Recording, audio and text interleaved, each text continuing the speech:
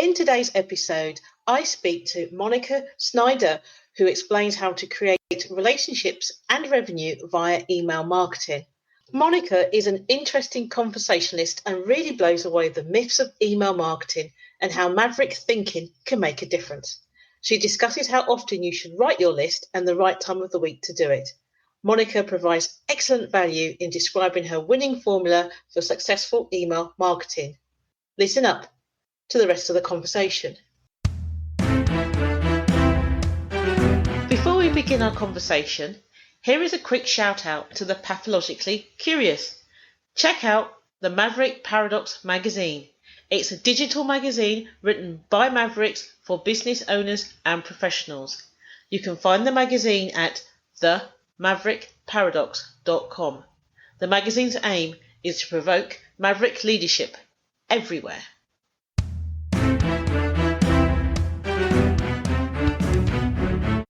Welcome to the Maverick Paradox podcast, where we explore what it is to be a maverick and discover effective modes of leadership. I am Judith Germain, and my mission is to propel the maverick mindset into a world where character and integrity will ultimately have a higher premium than personality and bureaucracy. So thank you for joining me on this journey. If you would like to continue with me, then please subscribe to my podcast on iTunes, Stitcher, or one of the other popular podcast platforms. And today, our guest is Monica Snyder. Hi, Monica. Hello, how are you? I'm pretty cool. You? I am doing fantastic. Thank you for asking. I like that. I'm doing fantastic. That's pretty cool. Monica, tell us about you. Sure. I am a software developer turned business owner, and I worked in corporate America for many, many years building large software systems for these great big companies. And I actually had 2 days of vacation left a few years ago. And so I went to Germany from Los Angeles. I was living in Los Angeles and I went to Germany for 2 nights. And my boss looked at me, she was like, "You're crazy." And I was like, "No, you control too much of my time." So I figured out how to get out of corporate America and run my own businesses, which I thought would be easy because, I was a software developer. I thought I understood things, but I had no idea how to market or make money. So that's what I had to learn. That's quite brave to just do that. I mean, it's quite a journey, isn't it, from the States to go to Germany? Yeah. I mean, from Los Angeles to Munich it was quite a long flight. But I really wanted to go to Oktoberfest. So I did. That's really cool. So you said it took some time to really understand how to run a business as opposed to provide a service.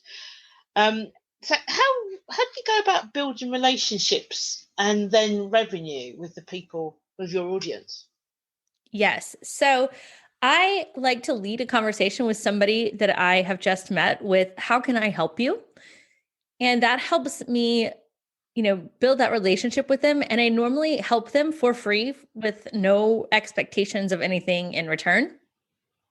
And my favorite way to do this is at in-person events, which due to COVID has been a little, unavailable. But that is really how I built my business, is by meeting other people and just seeing how I could help them in a quick manner. I didn't do anything too crazy, not getting paid. But, if they were like, "Oh, I don't understand this technical thing." Well, I'm very, very technical. And it's very easy for me to say, "Oh, well, you just need to update your DNS and this is how you do that." And then I'm speaking a foreign language and they know, like, and trust me immediately.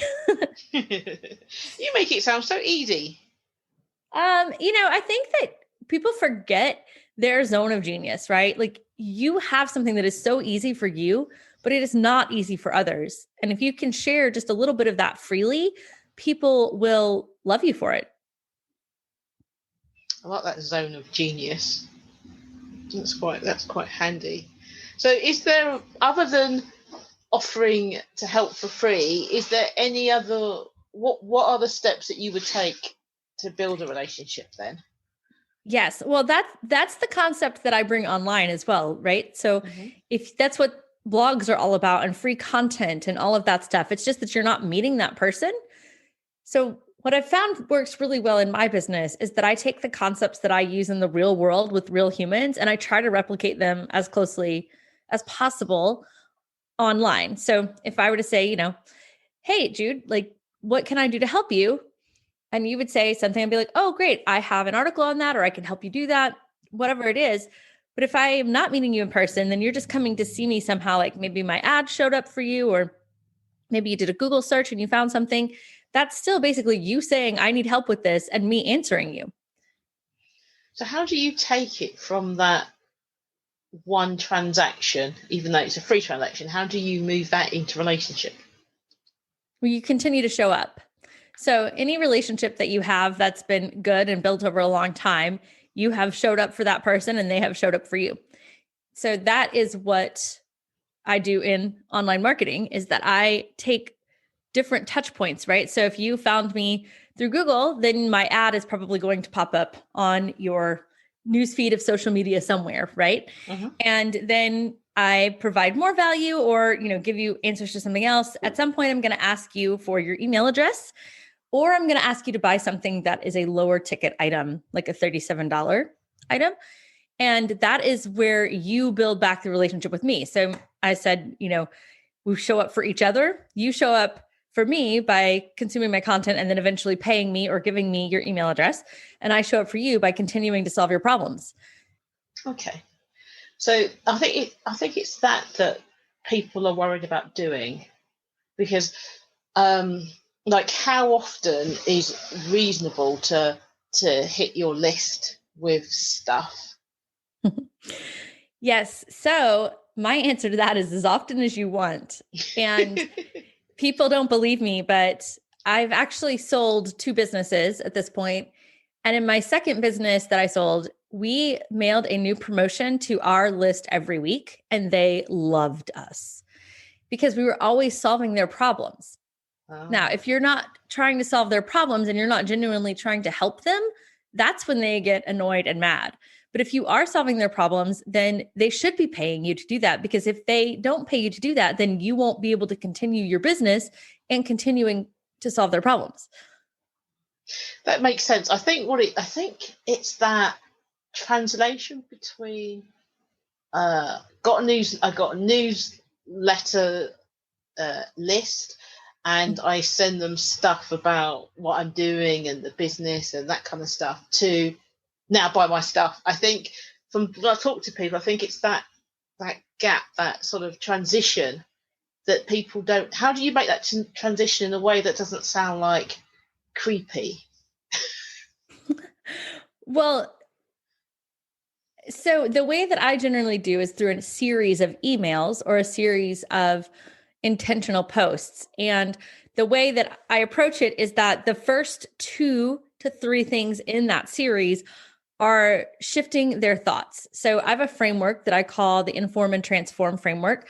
And it's basically a never-ending nurture, where you take the time to inform them of a way that they could solve their problem, but you don't give them all the details because that's what they need to pay for. Mm-hmm. So in those first couple of emails, you lay out a process or a step-by-step or something that gets them to think, oh, okay, I get it. You want them to understand the process, but then to be able to do it with you or to learn from you how to do the process, they need to pay. So that's how I explain the process. So for example, that Inform and Transform framework that I have, it's actually an infinity loop, if you can picture it. Yeah. And on the left is where you inform them. And this is where, you're educating them, you're giving them free content. And then to go up to the other side of the loop, you have to shift their beliefs. And that sounds so big, but really it just means giving them an aha moment, or making them realize something that they didn't think before. And that's the point when they're going to be ready to transact with you and get their credit card out and pay you. And then you help them make the transformation that they want, or whatever change it is that they want. And then they're going to have another problem, right? So as soon as you solve one problem, you have another problem. That's why there's a saying called new level, new devil. So if you go back up, if you can picture that infinity loop, and now I'm going from the like the bottom right of it back up to the top left, that is a ladder because they have ascended to a new problem and you just get to help them over and over again. That makes sense. And I like the idea of like 2 emails basically sort of laying. So is that kind of like emphasizing what the problem is, laying out what it, lots of people have this problem. Yes. They're not sure how to change it. Maybe they could try this or something like that. And then after a while you go, I've got a program that does this. Is that what you mean? Or is that too crude? No, that would work. I just like to give them more of like a step-by-step. So for example, that framework I just explained, the inform and transform framework, I would explain that in the first 2 emails. Like, you have to inform them, you need to shift their beliefs, give them an aha moment, and then they get to level up and come back. And it's just a never ending loop of you serving your customers by informing and transforming them. And then I would go into, so I would take maybe, 2, that might take 3 emails to explain because, I've got a limited space in emails. And then I would translate that into a specific problem. So that's a really broad framework, right? Mm. But I would translate that into a specific problem of, okay, well, how do you know when to say what? How do you know, when to inform, when to transform? Like at what point? I mean, it's really the exact question that you're asking. Yeah. So I would say you do that at the point where you think you've given them an aha moment and enough information that they are ready to do the work to be able to get the transformation that they want. So at that point, you need to move into selling them your product. Mm-hmm. And the way that I do that is that on the second or third email, whatever I'm wrapping up the sort of teaching and the what and the why, I move into, hey, well, I leave an open loop in the email and I say, be on the watch out tomorrow. I'm going to give you the solution for helping you do this. And then in the next email, I say, the solution is this product. It's for you if you have these characteristics. It's not for you if you have these characteristics that it may not be for. And then, if you want more details, go to the sales page.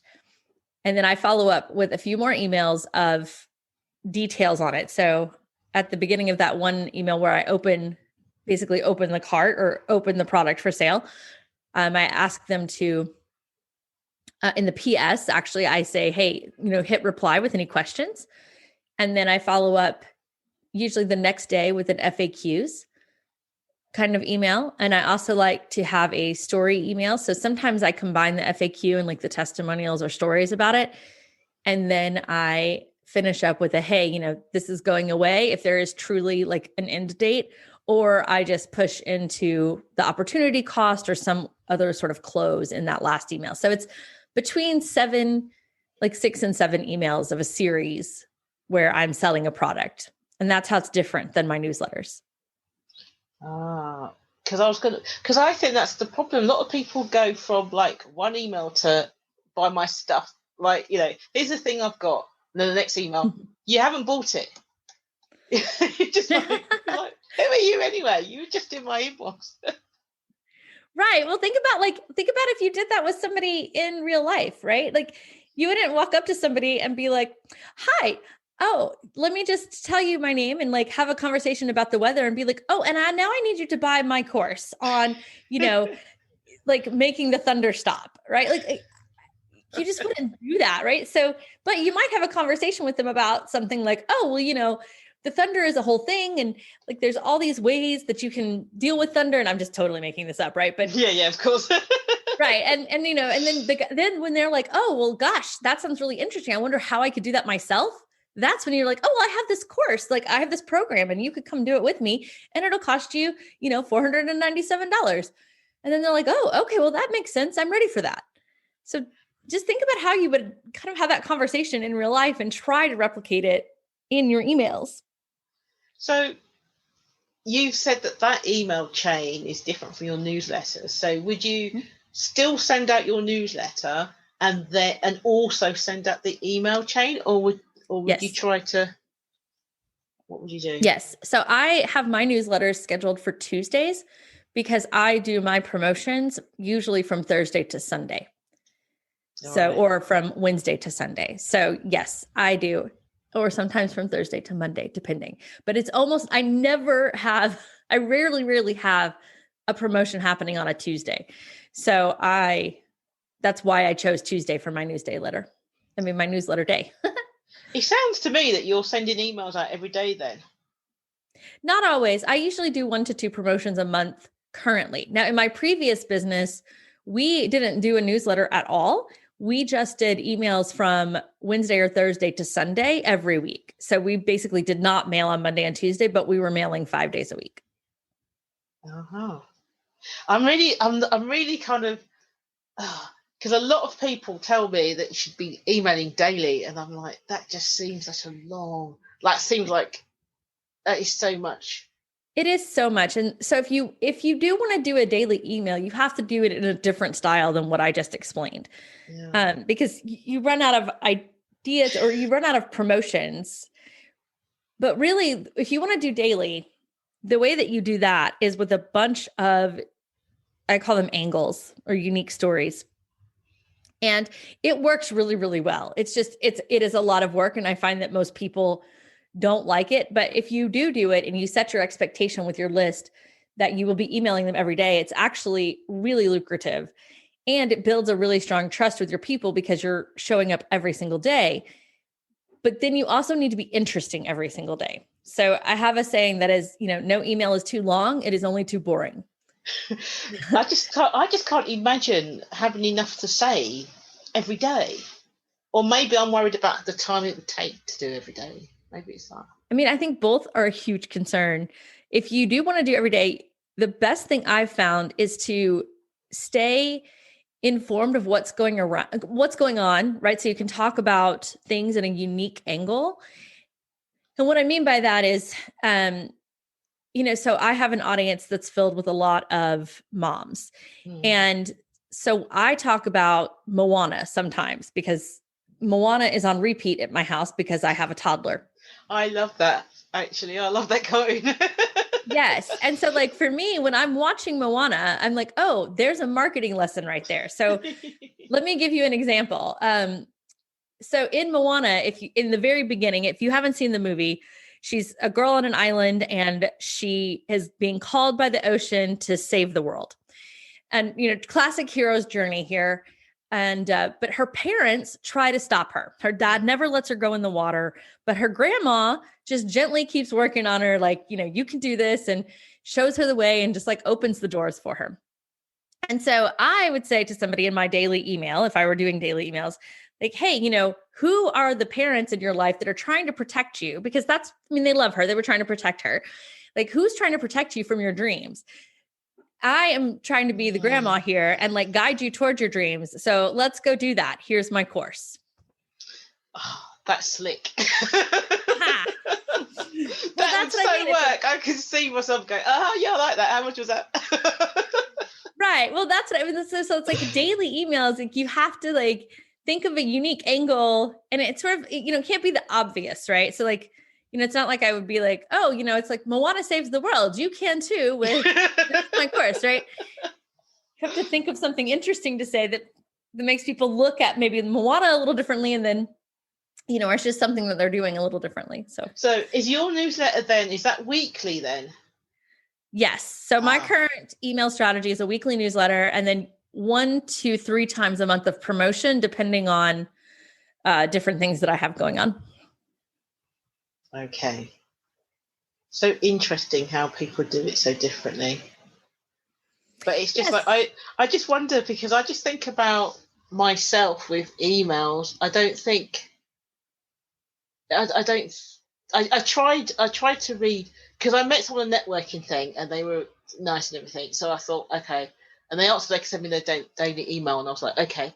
And I was okay for about 3 days, and then it was it felt too weight. The emails were fine though. It wasn't like there's anything wrong with them. They weren't pushy or anything like that. It was just, it began to feel like a chore to have to open that one, because I felt like I was doing it because I felt obligated, as opposed to I really actually wanted to see what was on the email. Well, then I don't want to do that to somebody. I don't want to go, oh, I have to open it because it's Jude, and she'll ask me about it next time I see it. I don't want people to. Yeah, I feel like that in real life is the equivalent of like you're standing in a small group of people and you're bored with the conversation, but you don't quite know how to leave because it would be rude. But luckily, in the world of email, you just click the unsubscribe button. So I know it makes me feel guilty though. It's so silly, isn't it? I don't mind if it's someone I don't know. But if somebody I know, I think, oh, they're going to notice that maybe I shouldn't open it. But they'll notice I don't open it either. But I'm like, oh, no, maybe I should just open it and just not read it. Do you know? It's just. Oh my God. I mean, if you really know them in real life, if you just send them a note and say, hey, I was getting really overwhelmed with emails. So I, have gotten off of everyone's email list. I really appreciate the work you put into it. But yeah, because it's only a small number, but it is people. I think it's because there's people that I know really well. I know in real life. So you just feel, maybe, you just feel a bit guilty about it. But you're right. I've got no problem unsubscribing to random people that send me messages. So that's really good. So how do you manage to keep going? Like, you must have a routine to do it every Tuesday. I mean, do you do like a short email or do you put together like an elaborate thing? I put together 4 short things. So I call it my 2x2 Tuesday email. And I call it 2x2 thingamabob. And the reason that I did that was that I get 4 opportunities to talk about different things because I personally am somebody that I'm really good at a lot of things. And so I feel really stifled if I try to stick to one thing. And so I have it laid out where it's like one tech hack, right? Because I'm very technical. And I have a motivational part. I have a revenue generating part. And then I have a random, whatever I feel like that week part. And so I do have a structure that I follow. Now, I don't always follow it. There's always 4 things, but I don't always necessarily do that. So for example, a tech tip might be, something as simple as how to create a bookmark bar to keep yourself focused. Or I put in the other day about a software called Loom that I thought people knew about, but I had spoken to like 4 people and they were like, I don't know what you're talking about. So I was like, okay, more people need to know about this because it's like mind-blowingly amazing. And then for the revenue part, I usually do either something that helps me generate revenue later. For example, this week in my email, I sent out a quick survey that in the back end, if you click on a link that says, it was just a quick like, hey, what are you looking to do more of in your business? And I listed like 8 things. And, when they clicked, it would tag them with that. So it was a segmentation. And yeah, so that was for later, right? When I want to segment my list for different offers. And then I try to do that one once a quarter just to get like a pulse without doing a full blown survey. And then what was the third one? Oh, I think I talked about this concept that I have that I'm teaching my son, which is 2x2 equals 4. But so does 1 + 1 + 1 + 1. And so does 2 + 1 + 1. So does 0 + 4. And like, there's so many ways to get to the number 4. So if whatever you're doing is not working, just try another way. So so that's what I put. That's the kind of stuff I put in my emails. It's like 4 short-ish. There's probably 2 to 3 paragraphs in each thing. Oh, wow. So it really is short. So that's it. That's easy to read then. Yeah. And I get a lot of compliments on it because people don't really know what to expect. So they open it and there's also just like a little something for everybody. It's like, well, if you didn't really love, tip number 1, you liked tip number 4, right? So people will open it and they, I've got a really great open rate on that. And I've got a really low unsubscribe rate. And people honestly like hit reply to me every week and say something about it. Oh, wow. So it's literally just 2 short paragraphs on each. Yes. 2 to 3 sometimes. Yeah. So it's probably a 5-minute read or something like that. Yeah. And I think the hardest part for me was owning that because sometimes I didn't want to share anything that was boring, right? I never wanted to be like, oh gosh, they already know this. But I also had to remember that I have been doing this for so long and that, my take on things is still what people are wanting to know. So, when I thought everybody had been using that software Loom, well, A, I was wrong.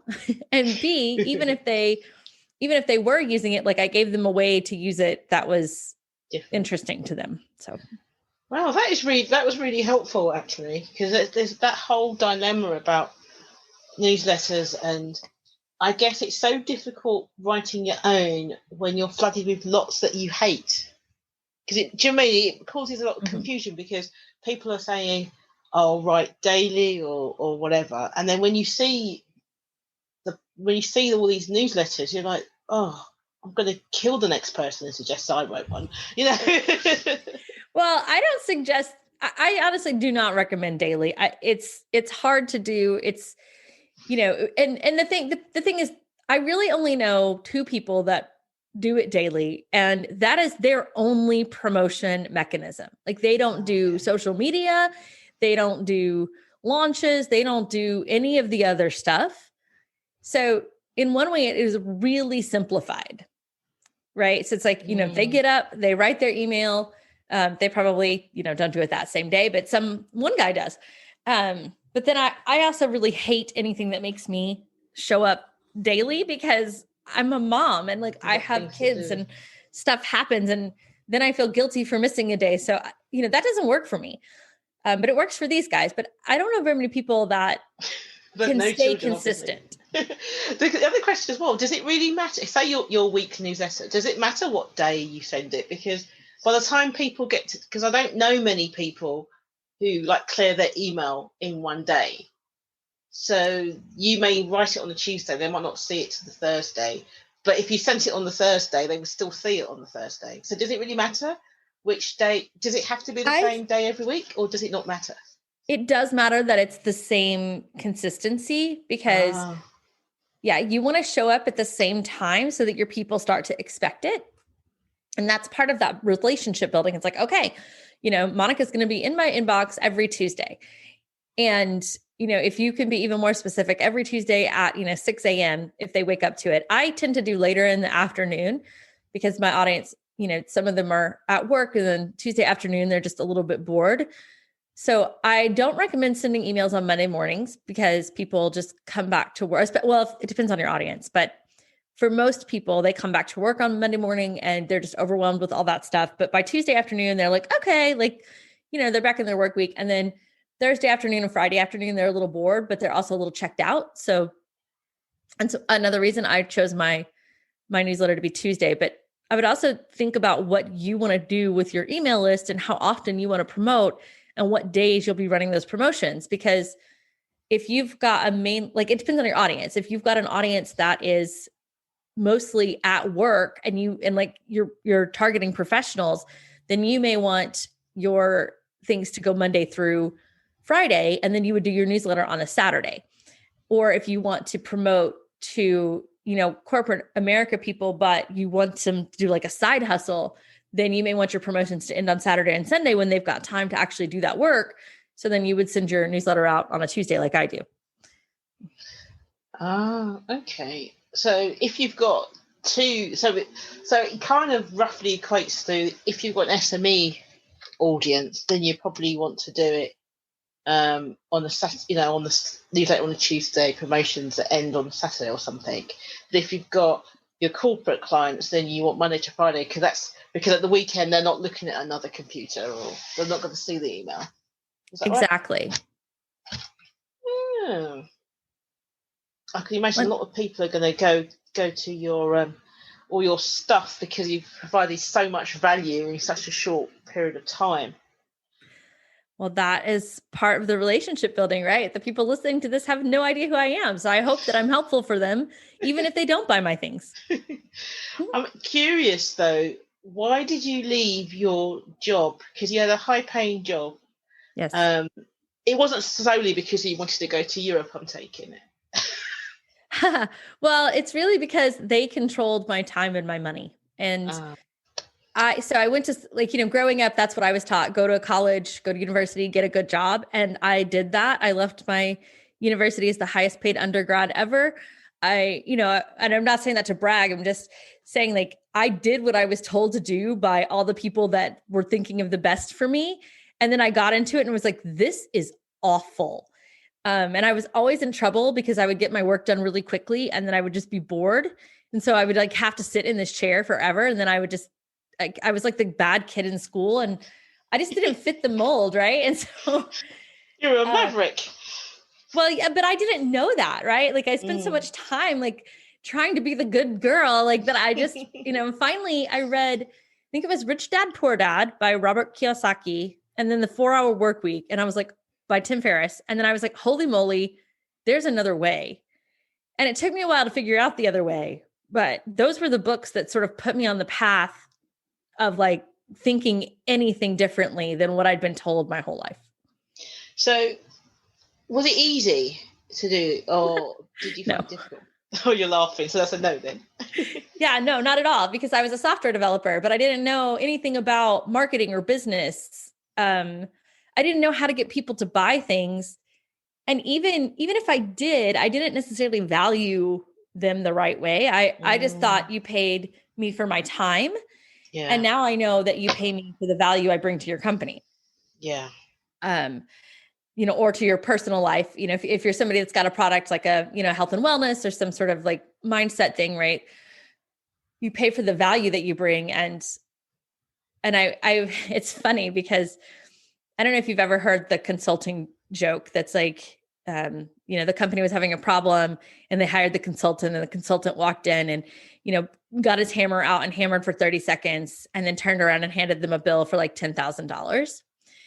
And the guy was like, you were only here for 30 seconds. And the consultant said, yes, but I knew what to do in those 30 seconds. And that's what you're paying me for. That's very much like the Maverick, isn't it? Because the Mavericks do get things done very quickly. And people are like, yes, we've been trying to do this for like, a year. And it's like, yeah, but it wasn't that difficult.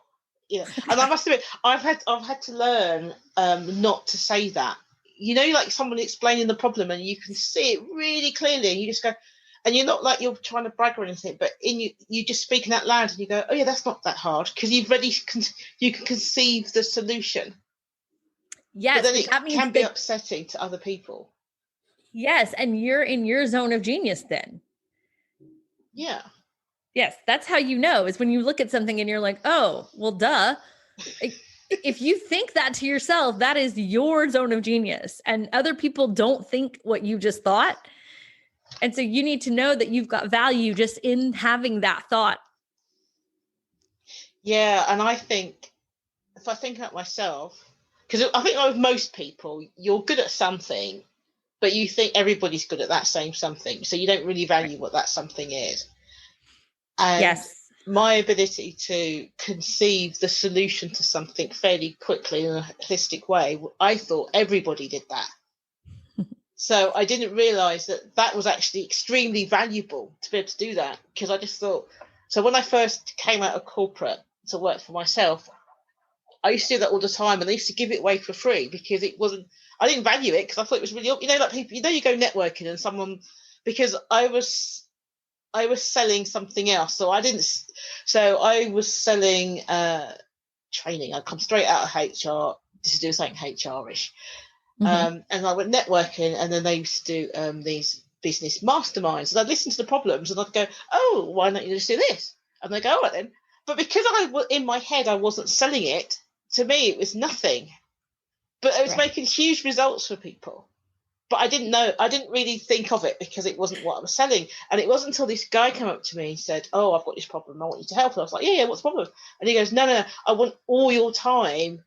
I want your time on it. And I was like, yeah, okay, what do you want to know? And he goes, no, I want to pay you to do. And I was like, you want to pay me? Because like in my head, I was like, I'm not a consultant. I'm like a HR person, I'm a trainer or something.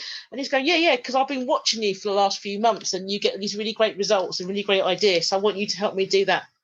And it was that person that literally started me on what I do now, because I had never conceived of doing something like that. But he had seen me doing it for free all the time, every month, and gone, right, I need that. And I was like, oh, wow, I didn't even know that was valuable.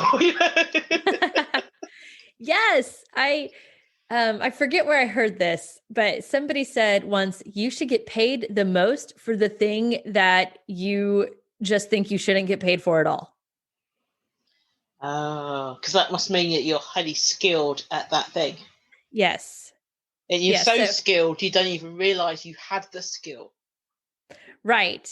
Because it just is something you've had in your brain, or, you just know for so long, right, that you just think everybody anytime you think everybody thinks that, that is your zone of genius. Yeah. Or at least a zone of excellence. I remember that when I was in corporate, and you'd come across Mavericks, which I hadn't at that point in my head defined what Mavericks were, or them as a type or anything like that. But I always knew what to do with that individual, how to get them to change their mind, and I just thought it was really, people would sit there talking about somebody, like, in the management team, they'd be like, no, we should do this. And I'd be like, you just need to do this. And they're like, how would you know? I was like, is it not obvious? I hadn't realised I also was a Maverick. I hadn't figured that out either. Right? You just don't, because you're like, well, how do you not see that? Right? Like, how do you not understand that? Oh. And it's just so funny when I think about it, because I think about all the little crushes that you had when you were younger, and like on TV characters and all stuff. And I look at it now, and even now, I think, wow, every single person, they're all Mavericks, like, and then like, when I see like the actor in something else, I don't like him. Like, I might like him in that, but when I see them in something else, I'm like, well, he's not even attractive. I don't know. But I realise it's the Maverick aspect that I find attractive, not what the actor looks like or anything. It's just like, yes. Oh, yeah, I like this guy. He's really nice. But in that, no, he's really rubbish. I don't. He's not so attractive. That's funny. Weird. I found that in real life too. Like, my crushes were always like the Mavericks, right? And then I didn't care really like about their traditional good looks. I had this one boss that people were like, how do you work with him? He's so handsome. I'm like, oh, he chews like a horse. And like, I can't he was I really liked him as a human. He was a really great guy, but I was never attracted to him. But I understood how other people were. Like, by all normal standards, he was a very attractive man, but I just was never, I don't know, like, he just was too in the box for me. I was like, okay. Yeah, because it's just boring, isn't it? It's like, yeah, no.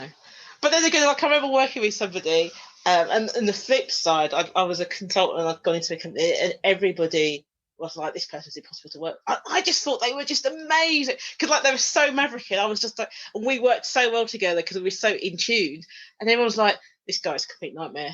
He keeps changing his mindset, and I'm like, no, because I just totally got it. I was like, no, you just don't see. So I became like the translator, and I realised that part of what I do is translate Mavericks for conformists. Because oh my gosh, that's such a great thing to say. He just go off, and I'm like, no, this is what's going to happen, and they were like, yeah, that's a really good idea. So. But yeah, I'm like the Maverick whisperer, but I don't like that term. I'm more like a translator. Yes. I think you should go with that, because I think people really understand that concept and really need it. Yeah, because you see, if you said that you was a Maverick whisperer, the Maverick would want to kill you, because that's just so disrespectful to me. Yeah, it's like a little off-putting, but I think those of us that are Mavericks understand that other people have a hard time understanding us, but we don't quite know how to translate it. So that, is a skill that we need you to be sharing with everyone. That sounds brilliant. Oh my gosh, I could talk to you forever. If I find something else to talk to you about, will you come back? Absolutely.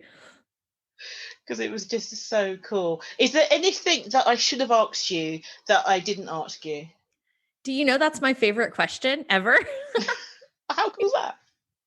I think really the only thing I would say to that is don't be afraid to repeat yourself. And one of the things that I always find myself telling my clients and my students is, the Rolling Stones are still making money off the same music. The Beatles are still making money off of repeating themselves. Like, they actually created, Hey Jude once, and then they sang it 1,000,000 times. So whenever you feel like you have to be original and come up with something fresh and new, go look at your old stuff and repeat yourself if you are really stuck. Wow. Actually, that's a really good tip. I would never have considered that.